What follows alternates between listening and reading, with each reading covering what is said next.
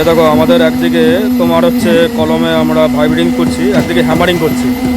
এ পুরো সারফেসে করে, এই পাশে করে, ওইদিকে এই পাশেও কর, এই পাশেও কর। এই হ্যামারিংটা করার কারণ হচ্ছে যে বাবেলসগুলো বেরোয়, কিছু কিছু বাবেলস থেকে যায় অনেক সময়, সেই বাবেলসগুলোকে বের করার জন্য এই হ্যামারিংটা করতে হয়।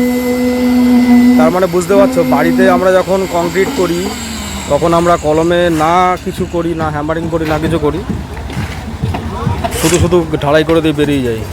এই কারণে আমাদের বাড়ি আর হচ্ছে এই কনস্ট্রাকশন বিল্ডিংয়ের মধ্যে আকাশ পাতালের তফাৎ থাকে।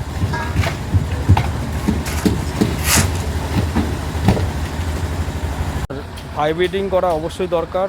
প্রত্যেক 300 mm করে ঢালার পর তারপরে ভাইব্রেটিং করা হয়। কম করে হচ্ছে তোমার হচ্ছে 5 থেকে 10 সেকেন্ডের মধ্যে তোমাদের মানে ভাইব্রেটার চালাতে হয়। আর সব জায়গায় ডিপ করতে হয়। একবার মাঝখানে, দু সাইডে, সাইড বলতে কি তোমার হচ্ছে এই পাশের থেকে তোমার 100 ছেড়ে, এ পাশ থেকে 100 ছেড়ে, আর মাঝখানে। এইভাবে তোমাদের যদি ডিপ করে তোমরা যদি করো তাহলে অবশ্যই তোমাদের মানে তোমার যে কলমের ঢালাইয়ের কোয়ালিটি অবশ্যই ভালো আসবে। পরে দেখবে সেই ঢালাইয়ের কোয়ালিটি এবং ফিনিশিং সবসময় বেটার দেবে। এটা ডিশার্টারিং করার পরে তোমাদের দেখাবো যে কী অবস্থায় আছে।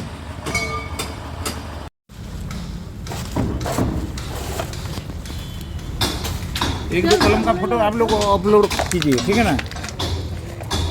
ভালো ভালো ফল দিচ্ছেন, ভালো করে